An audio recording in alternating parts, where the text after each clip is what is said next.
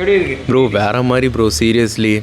அதாவது எனக்கு இந்த படம் வந்து பார்த்தோன்னா லாஸ்ட்டு கிளைமேக்ஸ் சீன்லாம் கண் கலங்க வச்சிருச்சு ப்ரோ. என்ன கிராஃப்ட் வந்து பார்த்தோன்னா மணிரத்னம் சார் வந்து 38 வருஷம் கழித்து ரிலீஸ் பண்ணியிருக்காரு அப்படின்றதே நம்ப முடியல ப்ரோ. அவ்வளோ ஒரு சூப்பரான ஒரு மேஜிக்கலாக க்ரியேட் பண்ணியிருக்கிறாரு. படம் சூப்பராக இருந்துச்சுண்ணே. ஓகே, அதே மாதிரி இந்த படம் ஏன் கோட் ஆஃப் கோலிவுட் அப்படின்றாங்க? கோட்னா அதெல்லாம் அவர் நடிப்பு தான், சினிமானாலே அவர் தான் cinema. One of the best வந்து கேங்ஸ்டர் படம்னா இந்த நாயகன் படம் தான். ஏன்னா இந்த படம் பேஸ் பண்ணி தான் நிறையா படங்கள் வந்திருக்குது. ஏன்னா இதுதான் அந்த விதை நான் போட்டது அந்த மாதிரி. அந்த மணிரத்னம் வந்து அப்பயே வந்து வேற லெவலில் எடுத்திருப்பார். காட்ஃபாதர் வந்து தான் அந்த அதை மையமாக வச்சு தான் பண்ணலான்னு பார்த்தாங்க ஃபர்ஸ்ட். அப்புறம் தான் நினச்சாங்க. அவர் ஒரு ஷெடியூல்லாம் போயிட்டு தான் இருந்துச்சு. நாயகன் படம் ரிலீஸ் நான் ரொம்ப நாளாக வெயிட் பண்ண படத்தில் இந்த படமும் ஒன்று. ஸோ அந்த தென்பாண்டி சீமையில் சாங் சேர்க்கும்போது கண்ணு கலங்கும். எப்பவும் சரி அந்த சாங் லிரிக்ஸ் பயங்கரமாக இருக்கும். அந்த மியூசிக்கே போதும் அது கண் கலங்குற சீன். இந்த படத்தில் அன்ஃபர்கெட்டபிள் சீன்னா என்ன? அதான் அந்த கிளைமேக்ஸில் அந்த இங்கே பேரன் கேட்பான், அந்த சீன் பயங்கரமாக கண் கலங்குற மாதிரி இருக்கும். சூப்பராக எடுத்திருப்பாங்க. எல்லா சாங்குமே சூப்பராக இருந்தது. கமல் சாரோட அந்த ஆக்டிங் பார்த்தீங்கன்னா ஏஜ்டு கேரக்டரில் செம்மையாக பண்ணியிருப்பாரு. பட் அதுக்கப்புறமேட்டு வந்து அதுக்கு வேறெல்லாம் கேரக்டர்லாம் மாறி அப்புறம் கமல்கிட்ட வந்துச்சு. அப்புறம் கமல் வந்து அந்த ஒரு 4-5 ரோல் பண்ணியிருப்பார் படம் ஃபுல்லாகவே. அதுதான் ஹைலைட்டான இது. எல்லாமே அந்தந்த காலகட்டத்தில் அந்தந்த காலகட்டத்துக்கான உடம்பு இருக்கும், நாட பாவனை எல்லாமே மாற்றிருப்பார். எனக்கு தெரிஞ்சு ஒன் ஆஃப் த பெஸ்ட்டு வந்து படம்னா அந்த படம் கிடையாது. பழைய ஒரு ஆக்டிங்கு வேற. ஆனால் டிஜிட்டல் முறையெல்லாம் நல்லா இருக்குங்க. எஃபெக்ட்லாம் எப்படி இருந்தது? எஃபர்ட்லாம் பக்காவாக இருக்கு. எஃபர்ட் அந்த படம் அப்போ தியேட்டர்ல பாத்தீங்களா? இல்லை, அப்போ வந்து சின்ன வயசுல பார்த்ததுங்க. எனக்கு 13 வயசு. இப்போ பார்க்குறப்ப நல்லா இருக்கு. பிரமிச்சு பாத்தீங்களா? அருமையாக இருக்கு. அதே மூவி தான், அதே இதெல்லாம் இருக்கு. ஆனால் எஃபர்ட் நல்லா. மணிரத்னம் சார் வந்து ரைட்டிங்கில் செதுக்கி இருக்கிறாரு. இந்த படம் தான் இப்போ இருக்கிறது கூட ஒன்றுங்க. இன்னும் எத்தனை வருஷம் ஆனாலும் இதுதான் ப்ரோ ஓஜி கேங்ஸ்டர் ஃபிலிம்னா அது இந்த படமாக தான் ப்ரோ இருக்கும். நாயகன் படம் தான் ஓஜி சம்பவம் அப்படின்னா இதுதான் ரியல் ஓஜி சம்பவம் ப்ரோ. எனக்கு அந்த படத்தில் வந்து அவருடைய இன்ட்ரோவில் வந்து பார்த்தோன்னா அந்த தண்ணி வந்து தெளிப்பாங்க. அந்த சீனில் வந்து பார்த்தோன்னா அந்த போலீஸ்காரன் எடுத்து ஒரு குரல் கொடுப்பாரு. அதுக்கு திருப்பி அந்த போலீஸ்காரை வந்து அந்த ஜெயிலில் வச்சு அடிக்கும் போது அந்த ஒரு ஷார்ட் ஒன்று காமிச்சிருப்பாங்க பாருங்கள். அதுவாக இருக்கட்டும், சவுண்டு நல்லா இருக்குது. இவ்வளோ வருஷம் கழிச்சு வந்திருக்கு, எப்படி ஃபீல் பண்றீங்க? இப்போ பார்க்கறதுக்கு கண்ணுலாம் கலங்குது. அப்படிங்களா? கண்ணுலாம் அந்த அளவுக்கு இருக்கு படம். அந்த அளவுக்கு இருக்குது. கமலை மிஸ் பண்றீங்களா? ரொம்ப மிஸ் பண்ணுறேன். இன்னொன்று வந்து பார்த்தோம்னா அவங்க பொண்ணு வீட்டுக்கு போய், அதாவது போலீஸ் கமிஷனரோட வீட்டுக்கு போயிட்டு வந்து பார்த்தோன்னா அவங்க பொண்ணை வந்து அவங்க பார்க்கும்போது அவங்க 2 பேருக்குண்டான கான்வர்சேஷன் சீன். அதே மாதிரி கிளைமேக்ஸ் சீனில் வந்து பார்த்தோன்னா அவங்க பேரண்ட்டை வந்து பேரன் வந்து பார்த்தோன்னா நீங்கள் எதாவது தப்பு பண்ணீங்களா அப்படின்னு கேட்டதுக்கு நீங்கள் நல்லவரா இல்லை கெட்டவரா அப்படின்னு அப்படி ஒரு டைலாக் வரும்போது தெரியலப்பா அப்படின்னு அவர் ஒரு ரியாக்ஷனில் சொல்லிட்டு போவார். ஏன்னா அந்த அளவுக்கு அந்த இதில் சொல்லி வச்சுருப்பாங்க. அவர் நடிப்பாகட்டும், எல்லாரும் நடித்த அந்த வேல் நாயகராக நடிக்கிறப்பெல்லாம் வேற லெவலில் இருக்குது. அது ஒரு மாதிரி சீன்ஸ்லாம் நம்ம இதில் இந்த பிசி ஸ்ரீராம்லாம் கேமரா ஒர்க்லாம் சூப்பராக பண்ணி வச்சுருப்பாங்க. ஏன்னா ஒரு இலை ஆடுறது கூட அந்த செத்துப்போன சீன் ஒன்று இருக்கும். அந்த செத்துப்போன சீனில் அந்த இலை ஆடுறது கூட நமக்கு வந்து ஒரு கதை சொல்லிகிட்டே இருக்கும், லைவ்லியே இருக்கும் ஒரு மாதிரி. அதனால் எனக்கு நான் கேமரா இதாக இருக்கனால எனக்கு அந்த மாதிரி ஆங்கிள்லாம் ரொம்ப பிடிக்கும். இந்த படம் வந்து கல்ட்டு கிளாசிக் ரியலாக இருக்கும். அப்போ எங்கே இருப்பார் கமல் சார்? ஆனால் அந்த ஏஜ்டு கேரக்டர் பார்த்தீங்கன்னா ஒவ்வொரு சீனும் ரியலாக வயசான மாதிரியே இருக்கும். அது எப்படி பண்ணியிருப்பாருன்னு தெரியல. அது பயங்கரமாக நம்ம ரியலாக இருக்கும். இளையராஜா மியூசிக் அதில் எல்லா சாங்குமே சூப்பராக இருக்கும். அந்த குத்துப்பாட்டும் சரி, மெலடி கிட்ஸும் சரி, அப்புறம் லவ் சாங்கும் சரி, எல்லாமே செம்மையாக கொடுத்துருப்பாங்க. மெயினாக தீம் மியூசிக் தான் சூப்பராக இருந்துச்சுங்க. இத்தனை வருஷம் கழிச்சு ரிலீஸ் ஆயிருக்கு, எப்படி ஃபீல் பண்றீங்க? இல்லை, நல்லா இருக்குங்க. நல்லா இருக்கா? அப்ப பார்த்த மாதிரி இருக்கா பிரிண்ட்லாம்? இல்லை அப்போ பார்க்கல, இப்போ தான் பார்க்குறேங்க. அப்படிங்களா? சாங்ஸ்லாம் என்ஜாய் பண்ணீங்களா?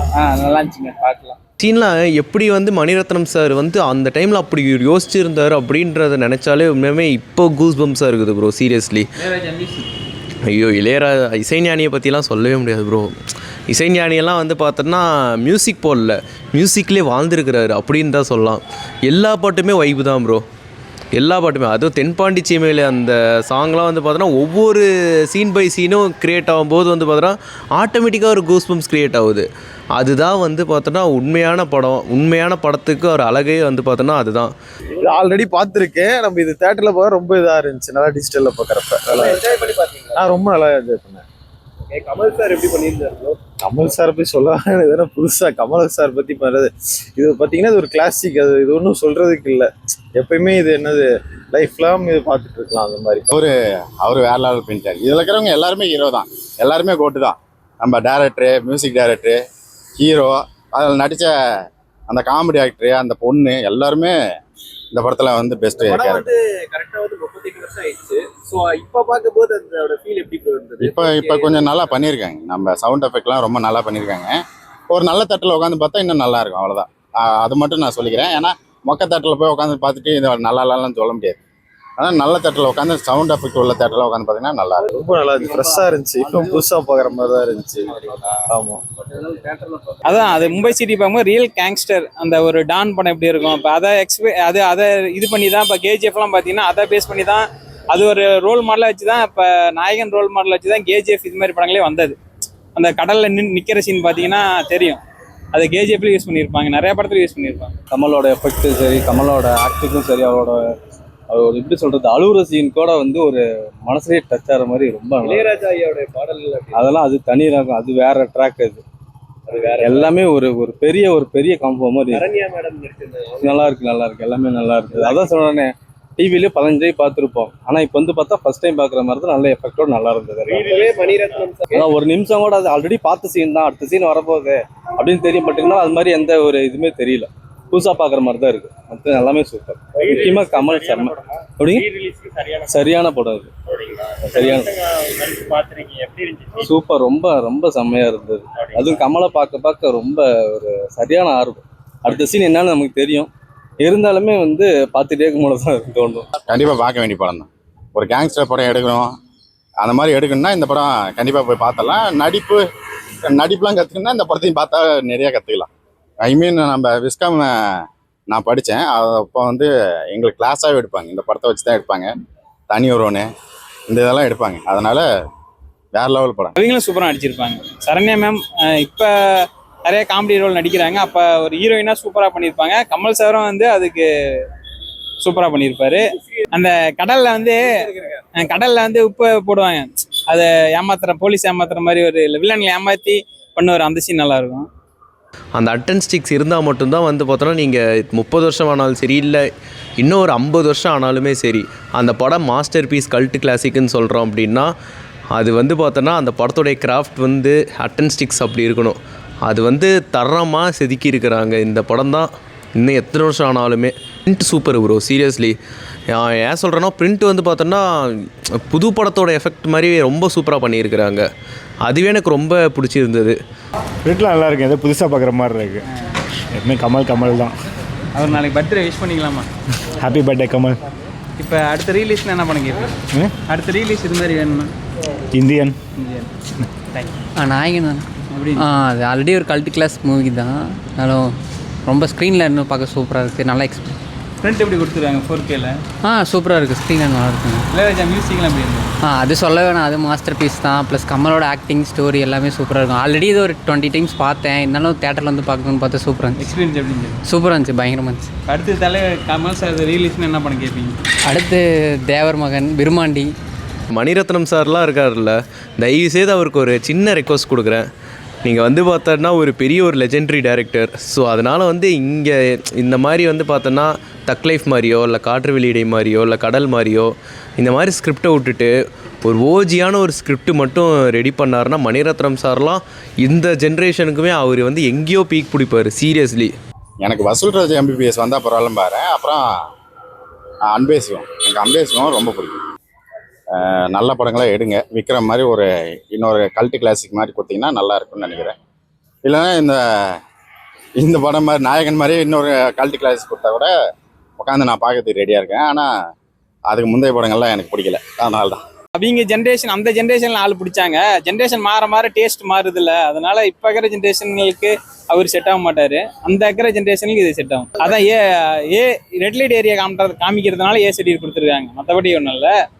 ரெட் லைட் ஏரியா அதை பற்றி பேசினா அந்த பாட்டு ஒன்று வரும், ரெட் லைட் பாட்டு, அதனால சர்டிஃபிகேட் கொடுத்துருக்காங்க. அடுத்த ரீலீஸ்னா குருதி புனல், வெற்றி விழா, கலைஞன் இது மாதிரி படங்கள் பண்ணலாம். அபூர்வ சகோதரர்கள் இது மாதிரி படங்கள் பண்ணால் சூப்பராக இருக்கும். சூப்பராக இருக்கு சார். அப்போ தேட்டரில் பார்த்தீங்களா நம்ம ரிலீஸ் ஆன அப்போ பார்த்ததே இப்போ பார்த்து நல்லா இருக்கு. நல்லா இருக்கு. எப்படி உங்களுக்கு பிடிச்ச சீன் என்ன படத்தில் கமல் சார் ஆக்டிங்? எல்லா சீனும் சூப்பர். அதே மாதிரி தான் இருக்குது. அதே மாதிரி ஒரு சீனு கூட மிஸ் ஆகலை. ஒரு சீனு தப்பு இல்லை. ஃபைட்டோ சண்டையோ பாட்டோ தூங்குறவங்க கூட ஏந்திரிச்சு உக்காந்துக்குவோம். சூப்பராக இருக்குது. ஆனால் ரொம்ப வருஷம் கழிச்சு பார்க்கும்போது இப்போ பார்க்கும்போது திருப்தியாக இருக்குது. நம்ம திருப்பி இன்னொரு வாட்டி வருவேன்.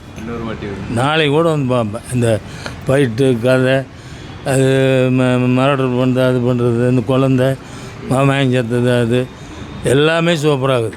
கமல் சாரோட ரீரிலீஸ்னால் தேவர் மகன் நான் கேட்பேன், விருமாண்டி கேட்பேன், அன்பே சிவம் கேட்பேன். அதுக்கப்புறம் வந்து பார்த்தோன்னா மகாநதி, அதுக்கப்புறம் உன்னை போல் ஒருவன் அப்படின்னு ஒரு படம் வந்திருக்கு. யார் பார்த்துருப்பாங்கன்னு தெரில. அந்த படம் எனக்கு ரொம்ப ரொம்ப பிடிக்கும். அந்த படம் பண்ணலாம். இந்த மாதிரி நிறையா படம் இருக்குது ப்ரோ. அவர் படம்லாம் எந்த படம் ரீரிலீஸ் பண்ணணுன்னு கேட்டால் நான் வந்து யோசிக்கிறது கூட எனக்குலாம் டைம் இருக்காது ப்ரோ. அவ்வளோ படம் இருக்குது. எனக்கு நாயகன் வந்து பார்த்தோன்னா ரொம்ப வருஷம் வெயிட் பண்ணிகிட்டு இருந்த படம். அது வந்து இப்போ ரீரிலீஸ் ஆனது ரொம்ப ரொம்ப சாட்டிஸ்ஃபைடு. அந்த படத்தோடைய ப்ரொடக்ஷன் டீமுக்காக யாரோ ரீமாஸ்டர் பண்ணாரோ அவங்களுக்கெல்லாம் வந்து பார்த்தோன்னா ஹேட்ஸ் ஆஃப் பண்ணியே அவனு கண்டிப்பாக இப்படி ஒரு மாஸ்டர் பீஸை மறுபடியும் தேட்டருக்கு வந்து கொடுத்தது ரொம்ப ரொம்ப சந்தோஷமாக இருக்குது. Full satisfied bro. Super super சூப்பராக இருக்குது. பழைய படம் வந்து சூப்பராக உள்ளது. பிரிண்டிங் சூப்பர் பிரிண்டிங் எல்லாம் எந்த கீழெல்லாம் எதுவும் கிடையாது. நல்லா இருக்குது. சரி வாழ்வே மாயம். சரி அருமையாக இருக்குது. அப்போ தேட்டரில் பார்த்தீங்களா? அப்பவும் பார்த்தேன். அப்போ வந்து சின்ன பையன், இப்போ வந்து ஓல்டஸ். இப்போ பார்த்த மாதிரியே இப்போவும் இருக்குது. உங்களுக்கு படத்தில் பிடிச்ச சீன் என்ன? படத்தில் பிடிச்ச சீன் என்னங்கண்ணா? பிடிச்ச சீன் வந்து அந்த கடத்தல் பண்ணுறது, அந்த கப்பல் சீனு, அந்த பொம்பை கதை, அது ஏரிய தாராவி கதை. கிளைமேக்ஸ் காட்சியில் எப்படி இருந்ததுங்கண்ணா? கிளைமேக்ஸ் காட்சி வந்து இது இப்போது லைட்டாக போலீஸு அவங்க போலீஸ்காரை கொள்கிறாங்கல்ல, அந்த சீன் வந்து பையன் அந்த திருப்பி கொள்வது தான் கிளைமேக்ஸ். பாட்டுலாம் கண் கலங்குற மாதிரி தானே? பாட்டு அருமையான பாட்டு. கலங்குற மாதிரி பாட்டு இருக்குது, சந்தோஷமான பாட்டு இருக்குது. அது மாதிரி அடுத்து தலைவர் என்ன ரீலீஸ்னு என்ன கேட்பீங்க?